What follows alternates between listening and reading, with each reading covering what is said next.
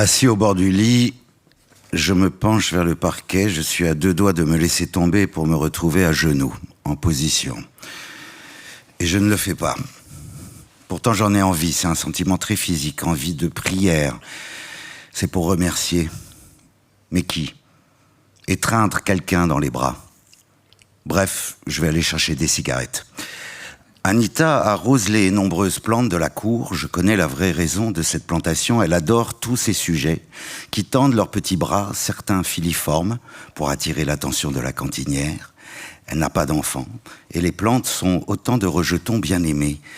Tous à la même enseigne.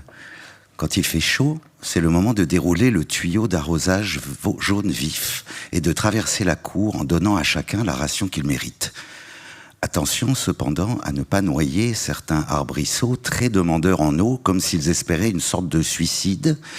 Il faut reconnaître que cette cour, même si elle est relativement grande et bien aérée, n'est pas la patrie idéale pour un liquidambar resté nain qui rêve d'obtenir la haute taille et la vigueur de ses congénères en liberté.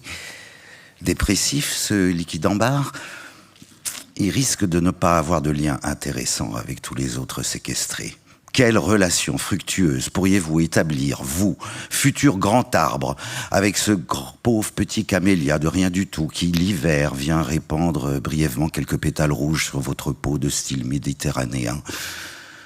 Elle leur parle quand ils ont soif, et ça marche. Chacun reçoit son viatique pour la journée, alléluia. La raison la plus profonde de cet amour immodéré pour son prochain végétal, c'est l'attirance pour le matériel lui-même et son maniement. Enrouler, dérouler le tuyau, arroser, éclabousser. Tous ces gestes ravissent Anita en lui rappelant les hététorides de son pays d'origine. Elle habite, comme tous les gardiens et gardiennes, une minuscule loge octroyée par un consortium de propriétaires indifférents. Ça ressemble à ces lits japonais en libre service et en accès quasi direct de la rue. Sarcophage ou columbarium. Salle de bain dans cuisine, dans salle à manger, dans chambre, dans escalier intérieur vers misérable mezzanine, toilette au fond de la cour comme les cahutes dans les jardins d'autrefois, et cependant, on est soi-disant aujourd'hui.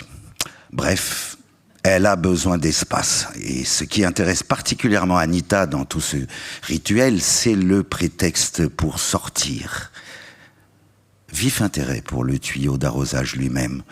Idéalement jaune ou à la rigueur orange, couleur magnifique, qui devrait aussi recouvrir tous les tuyaux, les canalisations à l'extérieur et à l'intérieur des maisons, au lieu de ce gris éternel que nous connaissons tous. Elle aime ce tuyau. C'est sa raison de vivre. Non mais c'est vrai, c'est dans le texte, hein. C'est pas moi qui... Si tu commences à faire l'idiot tout de suite, c'est problématique pour nous.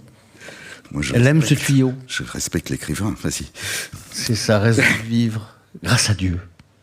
Au lieu de rester cloîtré dans sa loge sous le passage sombre, les yeux rivés sur l'écran qui retransmet les entrées et les sorties d'individus par l'imposante porte cochère qui donne sur le boulevard, elle fait sa promenade de santé quotidienne, à la fraîche, le pavé encore chaud si c'est l'été, tirant son tuyau dans tous les sens et voyant avec plaisir des rigoles se former comme autant de petits fleuves en crue. Mais l'hiver quand même, ce camélia, ça fait du bien d'avoir de la couleur, dit la dame âgée du deuxième.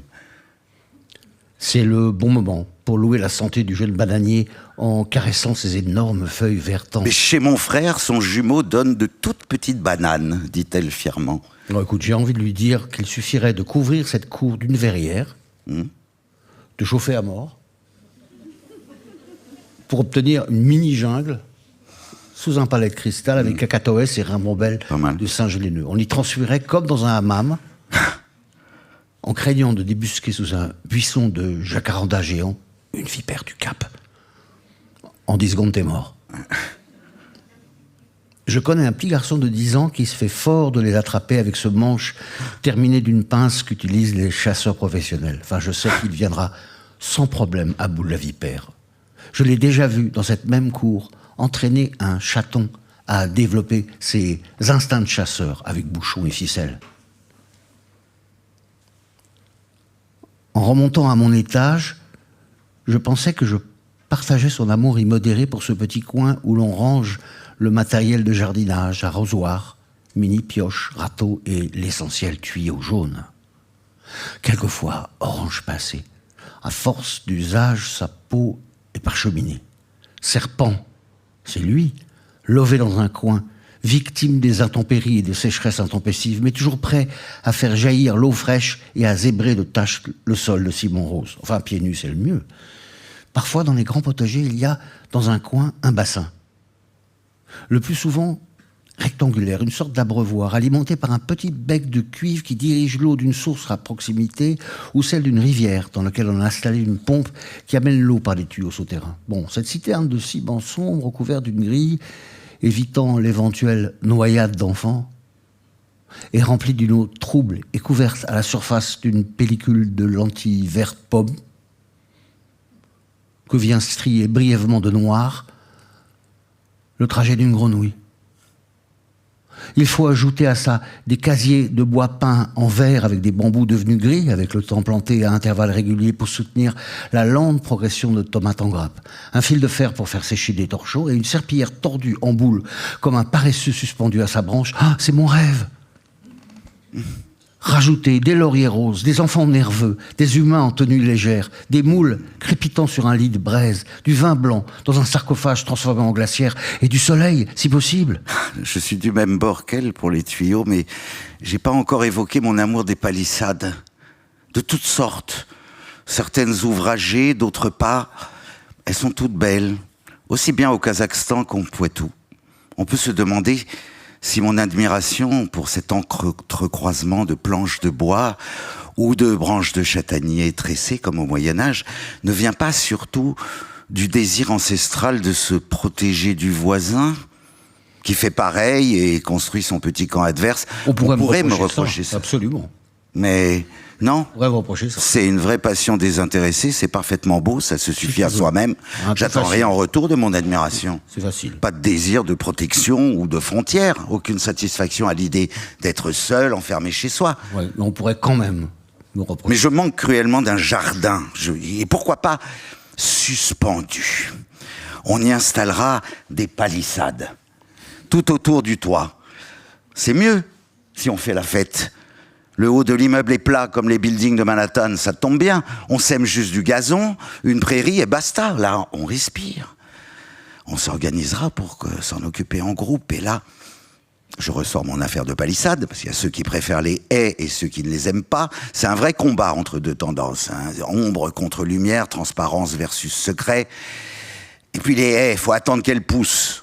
Bref, là, on discute pas. Les palissades sont indispensables pour faire un garde-corps tout autour du toit, surtout si on fait dangereusement la fête. Quant à l'appartement, au dernier étage, qui seul a un accès au toit, dans lequel nous vivons avec mon ami, il est nettement plus vaste que celui d'Anita. Une vraie entrée, une sorte de sas qui nous permet de ne pas recevoir les gens directement dans notre pièce à vivre, qui pour l'instant est vide. Comme ma tête, le style c'est l'homme, on vient de s'installer. J'ai une grande chambre où j'ai disposé un lit et idéalement il me faudrait une sorte de petite méridienne dans un coin pour faire la sieste. La porte-fenêtre ouvre sur le balcon, on y va rarement. 10e étage sur un énorme vide, un escalier pour parvenir au toit via une trappe. La cuisine reste la pièce la plus importante, tout se passe là. On discute de tout et de rien, le plus souvent avec enthousiasme, même si le personnage que fabrique Maximilien avec sincérité me reste quelquefois énigmatique. Maximilien, je commence à le connaître un peu, comme un animal. Dans un livre, j'ai trouvé cette phrase qui lui correspond bien. Je regarde d'un œil nouveau le vol mystérieux et solitaire d'un papillon. Il voltige de ci, de là, sans se soucier que sa vie ne durera qu'un jour.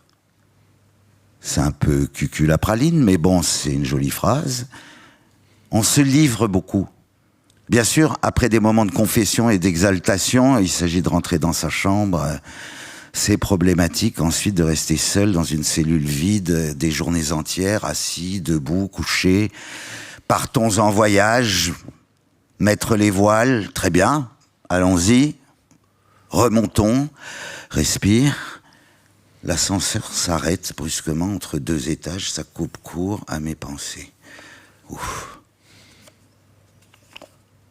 Toutes ces idées en vrac, il faut que je me calme, respire. Plus de lumière. Je continue à désespérément appuyer sur la touche sonnerie d'urgence, rien. Respire encore, aucune réponse. J'étais résolu à dormir sur place en me mettant en diagonale, les jambes repliées. Ah, un fracas! La porte s'ouvre dans un craquement métallique. Je vois apparaître un colosse tenant un pied de biche comme une massue. Je pensais jamais y arriver. Me dit soudain une forme humaine en anorak rouge avec un fort accent allemand. Wynne, Gustave Wynne, enchanté. Il vous faut un bon coup de schnapps après ces émotions pareilles. Vous avez dû souffrir enfermé comme ça des heures. Entrez. Coucou, fait l'horloge dans le vestibule. Vous débarquez pile au bon moment pour trinquer. Blitzkrieg, entrez. Sans chaussures, merci, désolé. Cireuse électrice, oula, Madame Wim. Vous êtes un des nouveaux de notre montagne magique? L'endroit ressemble un peu à l'intérieur d'un chalet, avec peau de mouton devant la cheminée. Tout est recouvert de bois clair. Une luge? Oui, ou une lougue. Une lougue? Il y a quelques années, il y avait suffisamment neigé au jardin des Buttes pour offrir une vraie piste aux amateurs de ski. Et je veux être prêt pour l'occasion. Vous skiez? Bon, un gros titre posé sur la table en plusieurs exemplaires. Titre, l'aurore. Regardez-moi ça, une prune sauvage C'est pas du de fin Nietzsche, fond de la l'aurore, je me forêt noire de chez Wilfried Beckenstruber. Skål! À la vôtre. Sauvage, hein? Délicieux. C'est fabriqué avec des plantes rares et un soupçon de bave de crapaud. Meilleur. Je me présente, docteur Gustave Wynne, doublement docteur en philosophie et en physique, quantique. Et quand je dis quantique, j'ai l'impression gênante d'avoir le hockey. C'est pas très drôle, ça, en fait, parce que c'est en italique dans le texte, donc c'est mieux. Mais si on le dit à l'oral, faut faire quantique. Quand j'ai dit quantique, Voilà, mais après, ça devient j'ai bête. l'impression gênante d'avoir le hockey. C'est le problème de lecture. Il faut arrêter, qu'il faut que les gens lisent chez eux, tranquilles. Et ça, on va en parler à la fin, parce qu'on fait un débat. Avec un micro et tout ça. Grand rire, nouvelle rasade de la plante sauvage. Vas-y, bois ton verre, imbécile. C'est comme l'air du diable, ce putain de truc. Je me prends pour un corbeau au bout de 3 verres, dit-il en riant en même temps. Ah, j'avais pas fermé la porte. Courant d'air. Désolé. 5 points. Blindé la porte, on sait jamais. Un ancien physicien assez calé, ça intéresse certains régimes. Hein. Là où il fait très froid. Grand rire. Prenez ce plaid. Mais si. C'est vous qui habitez tout en haut, c'est ça? J'y suis jamais allé sur le toit. Et pourtant, Dieu sait si j'aime grimper. Mais pas par l'escalier. Il paraît d'après Anita, que ça vaut le déplacement. Une sacrée petite bande de zouaves, hein? Un jardin interdit. C'est Anita qui a cafeté. Vous avez un sacré culot. Un beau projet. Mais malheureusement pour vous, ça va pas durer. Les gens ici ne sont pas fantaisistes. C'est un peu espagnol en même temps. C'est marrant. Désolé, hein, mais on est entre nous, donc on peut parler. On n'est pas dans une lecture, hein, tout ça. Il s'approche et me pince la joue. Mettez ce plaid sur le haut du corps, comme ça. Non, vous allez prendre froid. Regardez, moi comme je m'équipe. C'est ambiance bivouac ici. Je ne chauffe pas pour des raisons morales, même si je dois m'habituer. L'askésis, Ah oui. en grec. Attention, c'est pas l'ascèse, hein, mon petit vieux. L'ascèse à la con des cathos, là. Cette comptabilité permanente de larmes, ces processions avec capuchon et aube noire promenant des statues de vierges en se flagellant jusqu'au sang. L'ascèse grecque, mon petit monsieur, c'est exactement l'inverse. Faut être très en forme. Asseyez-vous. Il découvre, sous un tissu, un grand tableau noir accroché sur un mur de la pièce. Le type déploie des équations en arabesque sur son tableau noir où l'on est censé déchiffrer les différentes étapes de l'accomplissement de soi par le sport intégral. Ça fait une sacrée liste avec tout ce qu'il faut emporter pour survivre là-haut. Il lève les yeux au ciel. Venez, on va passer par la face sud, c'est facile. On va chez la voisine du 6e, elle est charmante, on passe par la façade. Aujourd'hui, il ne neige pas, faut grimper 3 étages, c'est plus rigolo. Faut prendre un pionnier. Tenez. Faisons une pause. Dieu sait qu'il y a toujours moyen d'en obtenir une au milieu de n'importe quelle action. Il suffit de penser vite et de dilater le temps. Les voiles gonflent, 10 minutes d'irréel.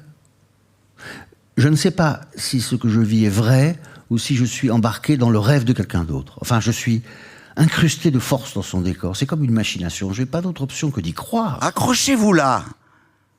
Il me montre le piton métallique du volet. Vous êtes encordé, il suffit de faire les mêmes gestes que moi en suivant. Vous allez grimper. Je suis encordé.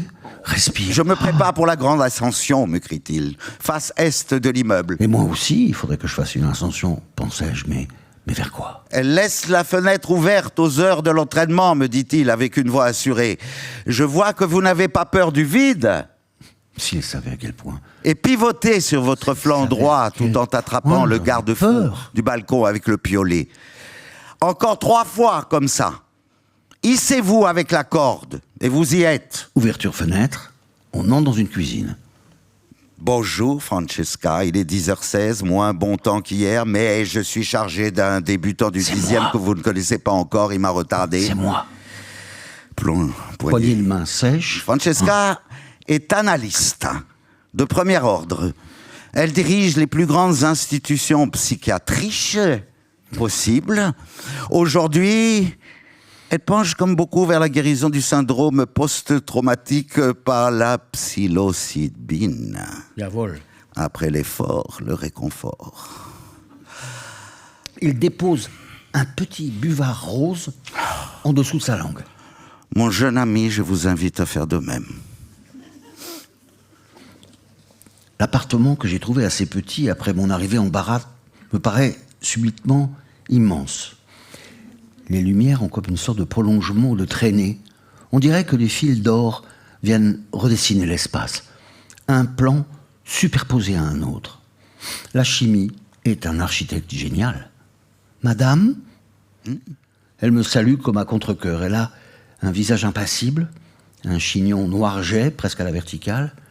Ses yeux sans expression se fixent successivement sur tout ce qui l'entoure avec détermination. Demain, Dr. Wynne, il faudra être à l'heure, sinon, pas de bonbons. Et puis elle arrête de parler. Les présentations sont finies, elle me regarde avec froideur. Cela veut-il dire quelque chose comme terminé? On n'a plus rien à se dire? On est dans 2 camps, d'un coup. C'est la guerre. Les gens ont l'air hyper tendus dans cet immeuble. Pour m'en sortir, et pour détendre l'atmosphère, j'invente une petite histoire comme quoi j'ai travaillé dans un centre où je prenais en charge les analystes déprimés. Ça devait lui en boucher un coin ou la faire rire, mais elle ne montre rien. Je me dis que je dois dire un truc pour braver son silence. Je voulais vous voir, c'est faux. Je connaissais son existence depuis 5 minutes seulement. Je voulais vous voir à propos de l'amour réel. Comment dirais-je? Réel, j'ai pas d'autre mot. Ben non, pas de réponse. Je ne touche personne et personne ne me touche. C'est le désert. Pour être précis, je cherche la consistance de l'être aimé. Et pas de réponse. La consistance de l'être aimé, la réalité, la chair en vrai, comment la retrouver? L'ai-je déjà trouvée? Autrement dit, qu'est-ce que c'est qu'être séparé de quelque chose qu'on n'a jamais eu?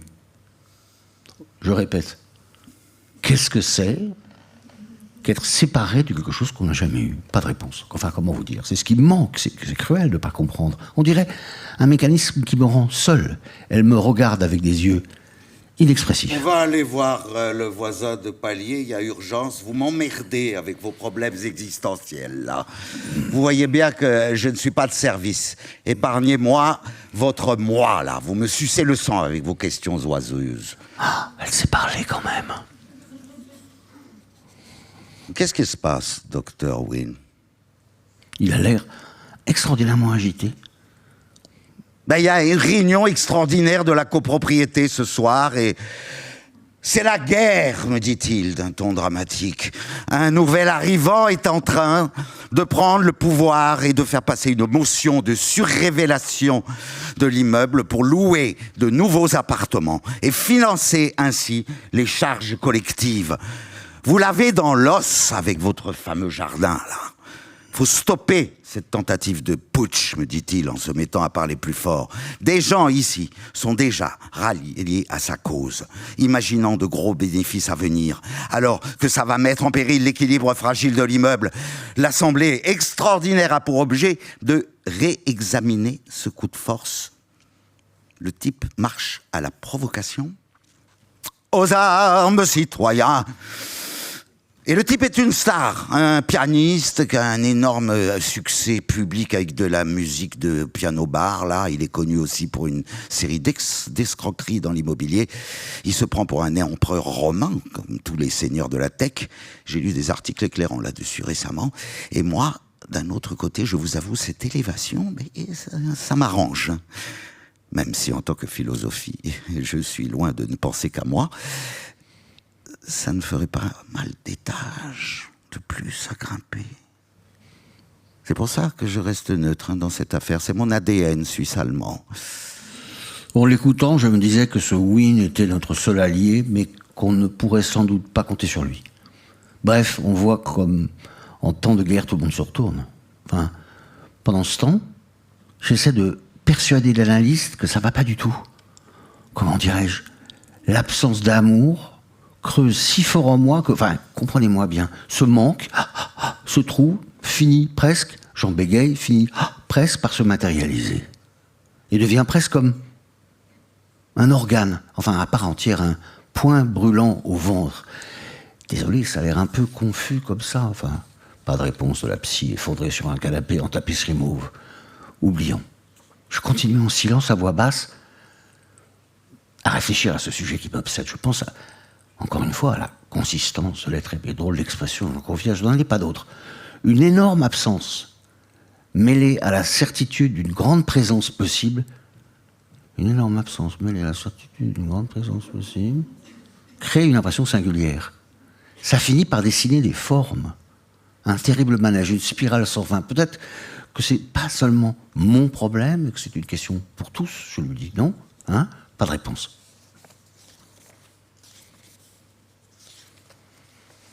J'avais pas remarqué que les couloirs étaient si longs. On tombe sur des zones qui semblent inhabitées. Et on dirait un palace désaffecté. Il y a l'escalier d'origine en bois noir qui a été heureusement conservé à côté de cet ascenseur qui, d'après Anita, est toujours en panne. Et on passe par des étages moins éclairés. Et de nouveau, en pleine lumière, on a la sensation que l'immeuble est constitué d'une suite de maisons qui s'emboîtent les unes dans les autres, avec des endroits inaccessibles. Et il y a tout un monde de passages, d'escaliers, de petits degrés noirs, étroits et difficiles, de réduits obscurs, d'antichambres qui s'ouvrent sur d'autres et ne prennent jour sur rien, de toilettes qui empestent, de pièces minuscules pratiquées dans les hauteurs, sur 2 ou 3 niveaux.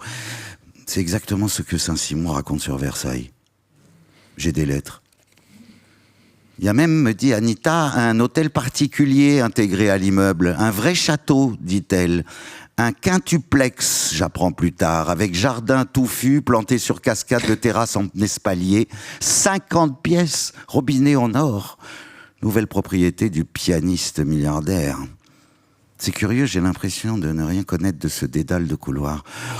On dirait qu'un malin génie a dessiné le parcours idéal pour s'y perdre. Des escaliers donnant sur des paliers, menant à des impasses ou à des grandes portes majestueuses, comme pour ouvrir une cathédrale fermée à double tour.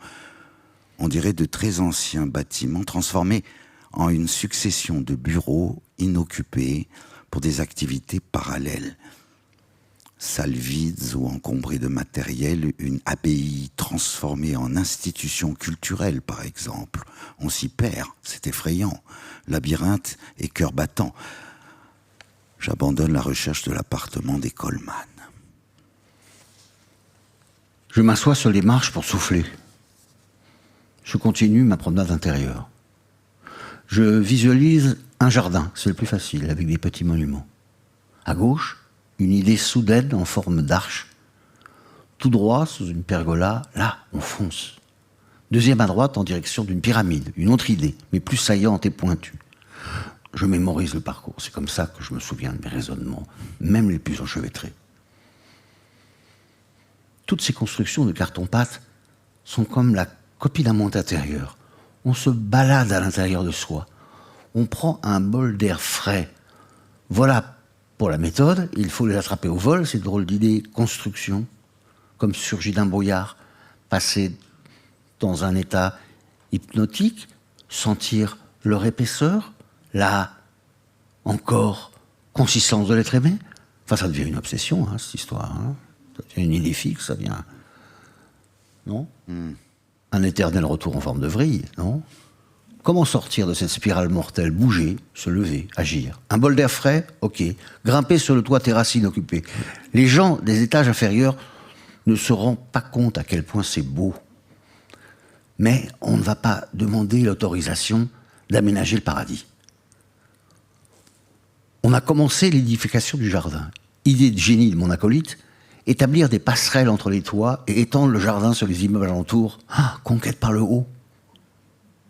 Ça nous a pris quelques mois dans la plus grande discrétion. Le problème majeur a été de trimballer les tonnes de terreau. Le Dr Wynne, qu'on a mis dans le secret, qui espère finalement trouver un alpage à la montagne, hein, tout en faisant semblant de trouver absurde notre projet aux yeux des autres, fidèle à son double langage. Il a ingénieusement organisé un système pour le terreau de nuit, avec des sacs noirs encordés et hissés par la façade, incognito. On a laissé pousser l'herbe tranquille, et c'est ok ainsi, c'est merveilleux.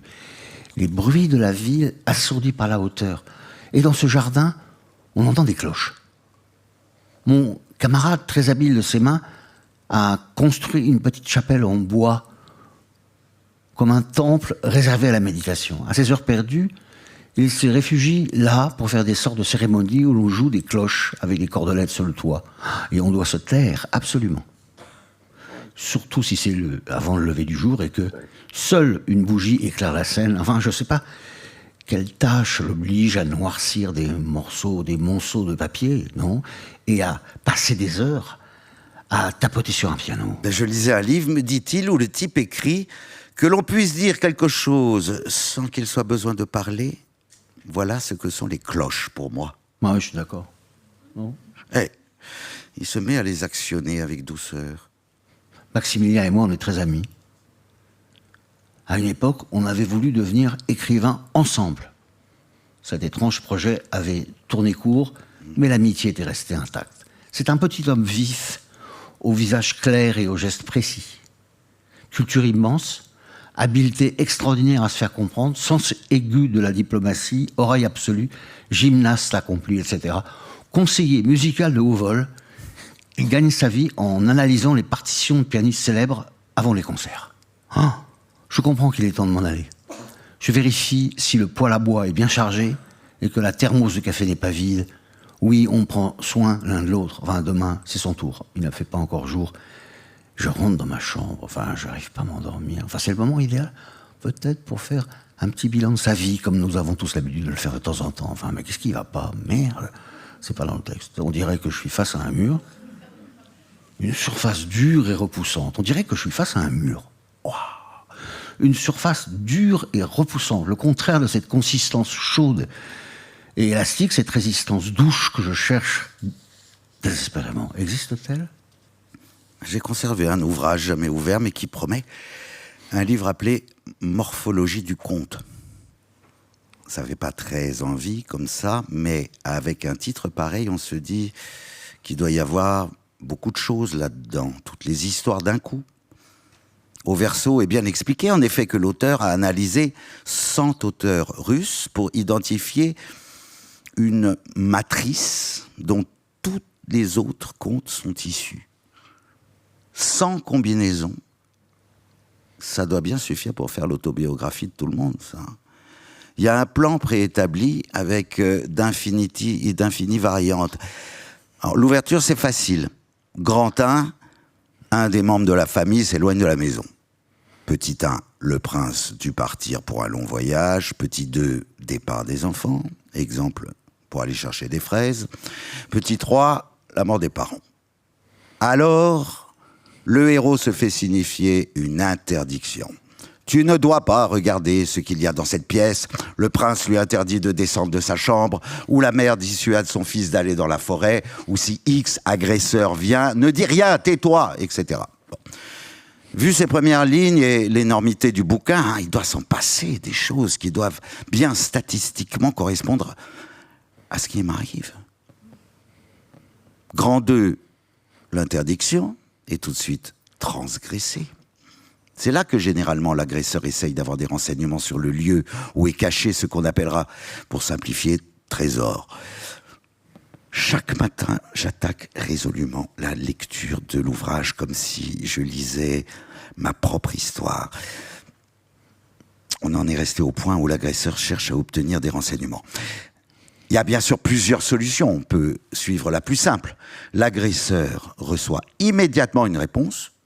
Les ciseaux répondent à l'ours. Jetez-nous par terre ou nous nous enfoncerons. C'est cela qu'il faudra creuser. C'est là que, en général, l'agresseur tente de tromper sa victime. Et là, première règle, les propositions trompeuses sont toujours acceptées et exécutées. Sonnette. Anita. Lettre recommandée de l'immeuble. Comme quoi la réalité rejoint aisément la fiction. Tout correspond. Voilà la menace de l'agresseur sur un plateau d'argent. Le compost collectif a été mal fait à certains étages. Prenez garde, etc. Sous peine de, etc. Pourtant, j'ai tout bien fait. Je verse toutes mes épluchures dans le jardin du haut, dans un endroit dédié. Anita, venez voir mes fraises. On grimpe dans le jardin, on s'installe dans un transat et on commence à discuter. Elle me raconte son enfance sur une île lointaine et je me rends compte brusquement que je n'ai rien à dire. Je suis muet. J'ai le cœur serré en écoutant ses souvenirs. Moi, je n'en ai aucun, pensais-je. Je ne peux arracher aucune bribe à ce brouillard, à ce gris natal, comme je l'avais lu dans un livre. La nuit tombe. Devant mon silence, elle finit par partir. Alors, je redescends l'escalier à mon tour, monter, descendre. Je ne fais que ça, c'est mon sport. Par les vitraux, la lumière matinale et laiteuse, je divague dans les couloirs, les numéros défilent, je suis dans le 8F. Enfin, je sonne. Une vieille dame ouvre la porte. Vous venez voir ma fille ? Je fais un grognement qui peut passer pour un oui. Par ici. Elle ouvre une double porte qui donne sur une grande pièce, au fond de laquelle une jeune femme est étendue sur un divan, jaune safran. Elle a les cheveux blonds aussi. Elle a deux options. Ou la jeune femme va me renvoyer, puisque je ne suis pas la personne qu'elle attendait, ou m'accueillir à bras ouverts à ma grande surprise, comme un étranger inespéré. Solution 2. Vous êtes de l'équipe du haut, j'en suis sûr. Ma tête oscille d'avant en arrière. Vous faites quoi dans la vie ? Au bout d'un long moment de silence, il faut vous faire du silence maintenant, ça. Je lâche quand même, je descends faire les courses. C'est pas une bonne idée de rester muet, pensais-je. Et pourquoi avez-vous sonné ? Et puis, on peut pas faire de courses sur le boulevard, vous êtes au courant, non ? Bien sûr que je sais très bien que tous les anciens magasins sont remplacés par des boutiques de manga, avec des figures horribles, grandeur nature d'aventuriers bodybuildés et des magasins de jeux de rôle à l'infini. Ma morphologie a tout prévu. Un être hostile essaye d'anéantir le héros. Je lui ai dit cette dernière phrase à voix haute. Un être hostile essaye d'anéantir le héros. Et j'ajoute qu'une fée est censée venir le libérer du sortilège qui l'empêche de parler. Comme si on se libérait d'un sort. Ça marche, je parle. Et donc, merci beaucoup de vos bienfaits. Et à bientôt, je parle. Ouf, non ? Elle rit. Revenez quand vous voulez. Je file avec la sensation d'être resté beaucoup plus longtemps que le temps réel, si bref. J'exagère tout, quoi. Les gens sont pas du tout des caricatures. Enfin, je les perçois déformés, mais c'est une maladie dans l'œil, une malformation de mon hippocampe. Suis-je trop impressionnable ? Ce ne sont pas des hallucinations, c'est pour de vrai. Comme si mon imagination se déployait dans l'espace, à vitesse grand V, et rendait véridiques des constructions impossibles. C'est une drôle de manière de vivre, hein. Je perçois les décors de manière trompeuse, comme si à partir d'un détail, je reconstruisais tout l'espace dans le même style. Un bout de cheminée ornementale me suffit à transformer un espace d'aujourd'hui en décor XVIIIe siècle. J'exagère vraiment tout. Un trait de caractère, la couleur d'un vêtement, la tessiture d'une voix, et me voilà parti pour me figurer un personnage dessiné à gros traits. Il suffit seulement d'en augmenter l'effet. C'est parce que j'ai croisé le docteur Wynne dans sa combinaison montagnarde que je le vois se transfigurer en alpiniste chevronné. Je tords le réel à ma guise. C'est pas possible si on réfléchit bien, si on entend garder un peu de raison, qu'on veut éviter de se faire embarquer dans un conte. C'est possible si on ne réfléchit pas et qu'on rend réelles toutes les virtualités de la personne. Il se trouve que ça finit par être possible, mentalement et bien réel. Si on fouille la personnalité de chacun pour y déceler ses tendances, si on pousse ses goûts et ses manières au maximum, il devient un personnage composite invraisemblable, ça fait peur. C'est fait pour. Le conte dévale sa pente inexorablement, comme un descendeur s'engouffre dans la piste. Qui disait, si on lit intensément quelqu'un, on adopte sa logique. C'est vrai pour les livres et aussi pour les humains. Je me rends compte progressivement que tous ces gens qui m'entourent jouent un rôle. C'est pas d'ailleurs parce qu'ils ne jouent qu'un seul rôle ad vitam aeternam qu'ils ne sont pas acteurs. Acteurs d'eux-mêmes et avec plus ou moins de talent. C'est eux-mêmes qui en rajoutent. Heureux d'avoir un spectateur docile devant leur cinéma. Avec moi, ils peuvent pousser leur personnage à sa limite, comme autant de petits mondes séparés, chacun occupant sa scène et répétant à l'infini son morceau de bravoure. Est-ce dans l'immeuble lui-même que réside la solution? Un bâtiment n'est pas une solution. Même si le nôtre semble presque élastique, ce qui est étrange pour un immeuble de pierre. On dirait que son intérieur se déplie et se rétracte à volonté. Peut-être est-ce moi qui suis élastique, non? À force d'être le jouet du désir des autres. Il faut que j'aille voir quelqu'un. Je vais retourner chez la thérapeute de ce monsieur Wing. Tring. La porte s'ouvre toute seule, comme dans certains cabinets médicaux. Je ne sais pas ce que je vais pouvoir lui dire. Pensais-je dans la salle d'attente, il y a un autre type que je ne connais pas visiblement de l'extérieur. Quand elle ouvre la porte de son cabinet, elle comprend, j'imagine, ce que je fais là dans un coin assis, comme si elle m'attendait. Elle fait entrer le type, aucun signe pour me dire bonjour ou me dire que je passe après le gars. Une demi-heure s'écoule pendant laquelle j'entends des mots sourds par la cloison, dont un « maman » prononcé très fort. C'est mon tour. Elle me désigne un petit divan recouvert d'une broderie persane. Alors, tout ce que j'ai préparé dans la salle d'attente s'écroule. J'ai plus rien à dire. On va lui dire ça? Pas de réponse. Et là, pendant un très moment, il se passe rien. Alors rien, désolé, je pense à rien, sinon je ne pense à rien. bah, c'est une activité comme une autre, dit-elle brusquement. Bon, je cherche l'amour réel, enfin, voilà. S'il est envisageable, quels sont les moyens de l'obtenir, etc. Je n'éprouve rien, je suis soumis aux sentiments des autres. Enfin, je subis quelque chose, je vous l'avais dit l'autre fois, ce qui me manque, c'est la consistance. La consistance de quoi? De l'être aimé. Qui est-ce? Si vous l'aimez, c'est qu'il existe. Ben non, justement, je le cherche, je sens, je sens que je dis vague. Ah, vous vous dites vague, ça va, on va en rester là pour aujourd'hui. Revenez quand ce sera moins flou. Je fais mine de fouiller dans ma poche. Non, c'est gratuit, c'est l'immeuble.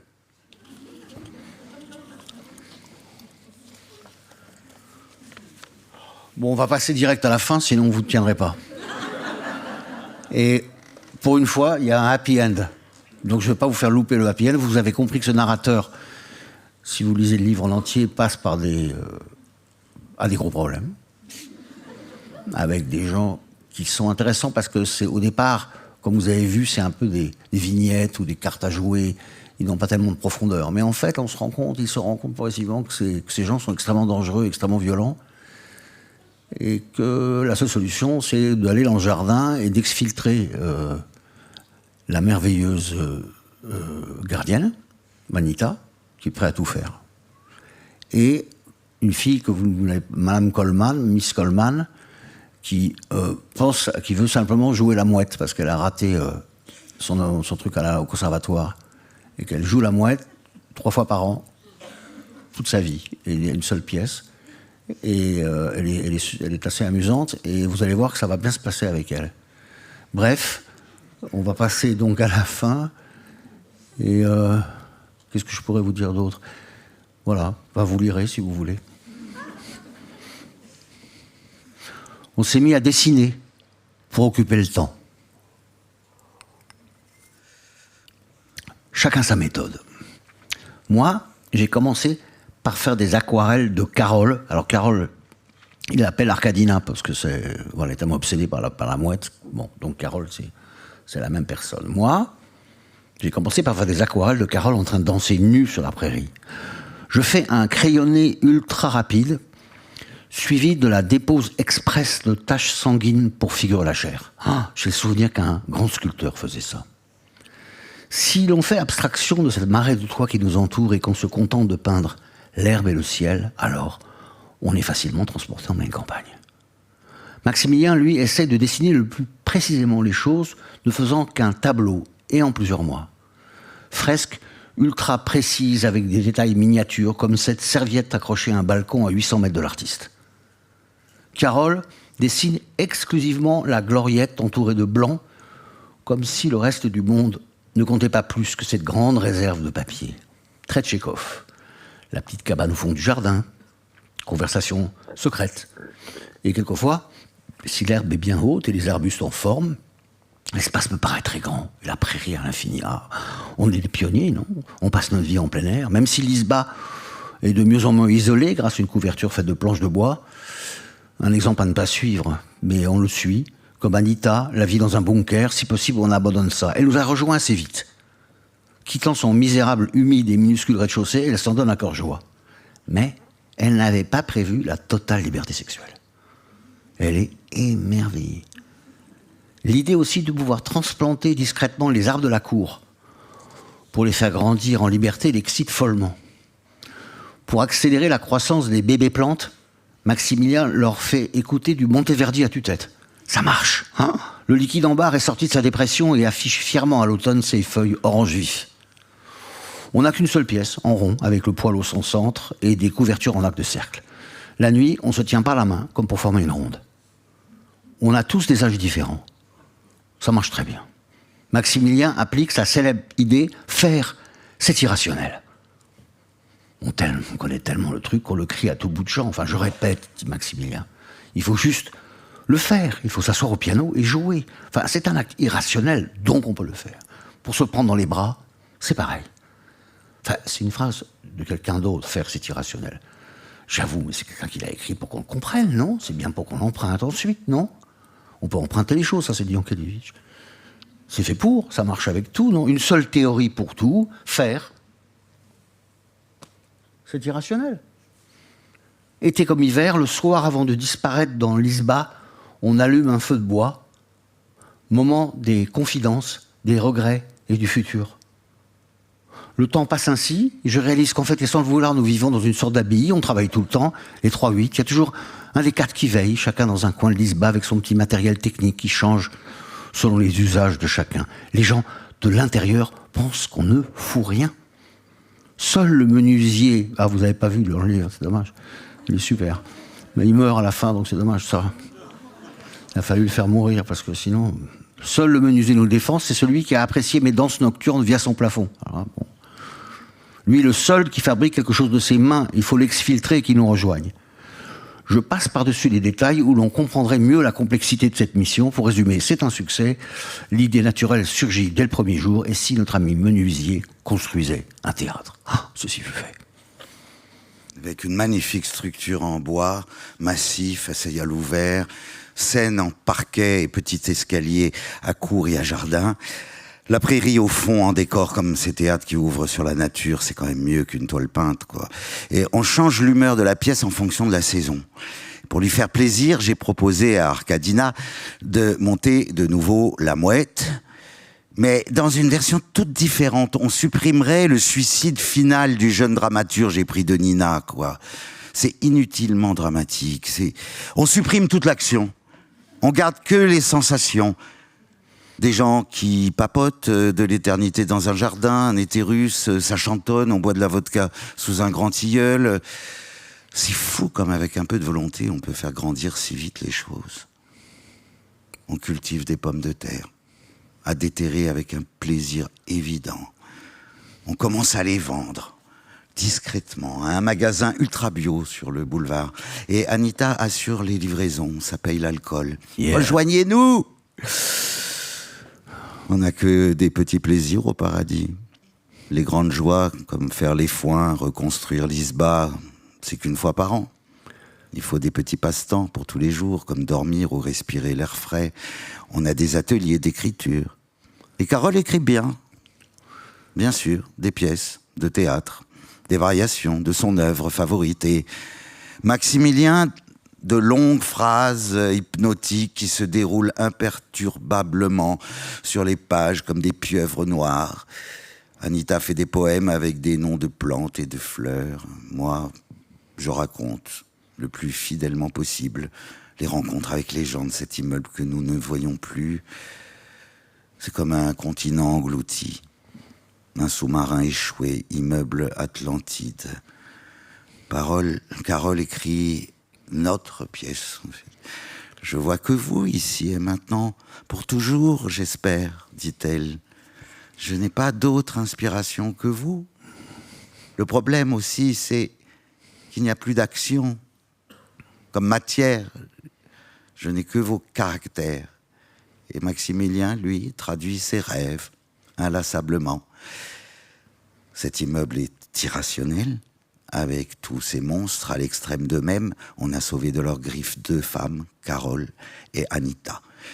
Et dans une certaine mesure, le docteur Wynne, qui, alléché par la promesse d'une sorte de haut plateau au sommet de la montagne, a gardé le secret. Il a préparé pendant plusieurs hivers l'ascension par la façade est, et pour le jour venu, s'écraser de 319 mètres de haut. Allez, on continue à vivre sans vous, hein? D'après Anita, ils nous regrettent, enfin comme si sans ennemis la vie manque de sel. On a fini par les amuser à force, sparring partner. Ils sont tous à la manière équipés pour le combat. Ils finissent par nous aimer et de ça, ils nous en veulent encore plus. Mais leur force décline. Et nous, la vie au grand air nous donne de la résistance. On a le cuir bien tanné.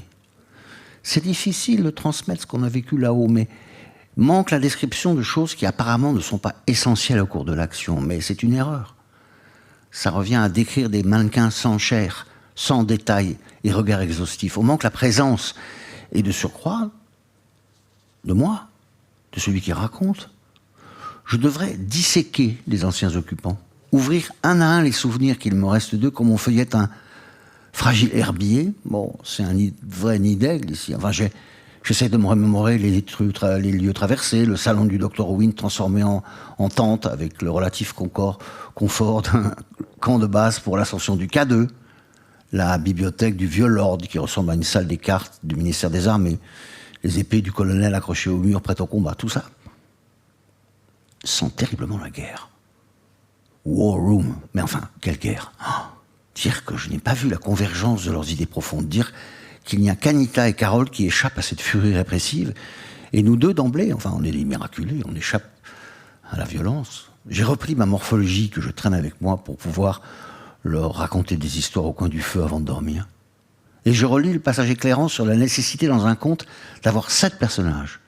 L'agresseur, le donateur, l'auxiliaire, la princesse ou son père, le mandateur, le héros, le faux héros. Moi, je prends le faux héros.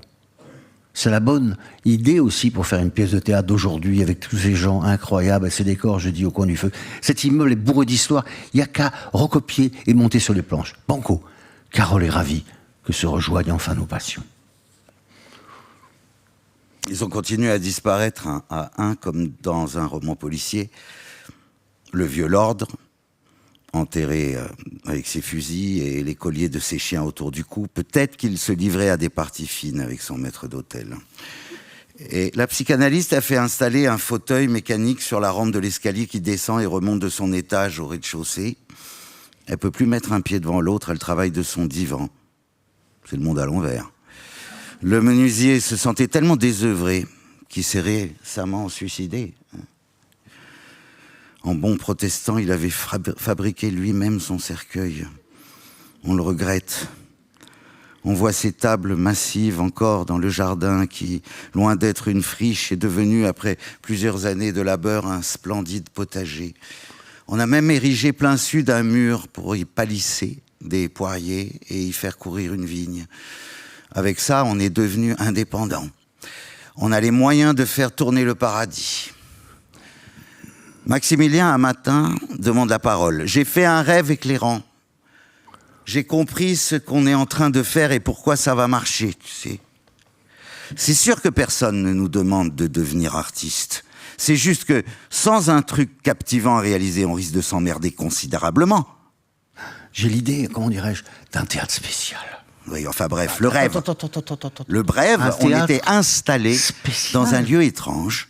Bon. C'était un tribunal, une institution religieuse, un musée désaffecté. Enfin, ça ressemblait progressivement à un théâtre, mais avec un décor inhabituel. Un théâtre spécial. Voilà. Un hôpital salon. Clair, quand même. Pas la peine de... Une salle de conférence sauna. C'est absurde. 3 pièces usine. Enfin, on habite là. On joue dedans. Et c'est un peu ce que nous faisons ici, non ? On s'amuse. On s'amuse. On s'amuse beaucoup, ça il faut dire. Et je me souviens... Théâtre spécial égale amusement max, quoi. Disons que c'était nous, cette troupe, mais avec des corps, des visages, des costumes différents. On chante, on déchiffre des morceaux de musique en famille, autour du piano, du Satie, du Monteverdi, ou du Sacha Distel. Du Sacha Distel. Oui, du Sacha Distel. Et on apprend à chanter ensemble, au quart de ton près. Et puis, Sacha Distel. C'est là que ça finit par ressembler à un cauchemar. On se retrouve installé dans des positions impossibles. Il y en a l'un enfermé derrière une porte de garage, l'autre coincé dans une cage de verre, l'un à une fenêtre inaccessible. Et on crie. Ça devient vraiment un cauchemar. On rentre la tête dans les cloisons, on est avalé dans le sol. Sacha Distel. Et heureusement, il y a un texte qui arrive, comme par miracle, à la fin seulement, quand il faut enfin parler. Et ça parle. N'importe quoi comme texte. Waouh, c'est ça qu'on devrait faire. On sait chanter. Et au bout, ça parle. Enfin, voilà le programme. Un théâtre spécial. Le rêve de Maximilien était prémonitoire. C'est clair. On ne devient pas mauvais à ce petit jeu. On a comme spectateur l'un de nous qui fait le mort et joue le rôle de l'œil extérieur et qui ne se prive pas de critiquer ce qui se passe sur scène. Un seul spectateur, un début à tout. En fait, on s'en fout un peu de toutes ces théories. La méthode d'exhumation du passé du Dr Wynne ne nous plaît pas tant que ça. On n'a pas l'intention de se fouler sur un sujet aussi dépassé. Il vaut mieux chanter entre nous au coin du feu et ensuite redevenir des raconteurs. Tout conspire à vivre intensément au présent. Et à la fin du conte, la coutume veut qu'on termine par un « et ils eurent beaucoup d'enfants ». On ne sait jamais. Paradis mode d'emploi. La prairie amoureuse. On marche dans l'herbe qu'on laisse pousser le plus haut possible, espérant y revoir de la diversité. On s'absorbe devant les très rares insectes et une paire de papillons bleus. On s'aime tous infiniment les uns les autres et un quatuor. Ça fait des combinaisons inédites, mais c'est avec Carole que la vraie histoire a commencé. On fait l'amour avec vigueur. On fait en sorte de se croiser le moins possible la journée pour attiser le désir. Quelquefois même, on arrive à manquer de l'autre, alors qu'à peine une feuille de papier nous sépare, comme dans certains temples orientaux. Je ne savais pas que le paradis est si petit. On se rencontre si facilement à ciel ouvert. C'est le moment, enfin, de remercier. Et Dieu sait si on a attendu. On se donne complètement. La consistance de l'être aimé, cette fameuse idée fixe, je la tiens entre mes mains, c'est dans mon rêve que je te rejoins. Il s'est transformé en merveilleuse découverte. Ton corps sans limite et sans bord, chaleur et humidité maximale, c'est l'immensité du corps sans nom, la terre chaude et trempée. La maison est sans dessus-dessous, fin du compte. Bienvenue dans le réel. Vacances de l'esprit, j'ai pas d'autre mot, je déteste les fantasmagories. J'abandonne immédiatement ma prétention d'écrire la biographie de cet immeuble. Les notes télégraphiques qui précèdent ici suffiront telles quelles. Pas nécessaire d'épaissir la chose pour la rendre plus vraie. Se rassurer en pensant que c'est par la caricature qu'on va plus loin dans la vérité. Il faut un coup de crayon rapide. C'est le moment de mettre la dernière main à la chose. Je regarde, si je veux, dans le soleil. Merci.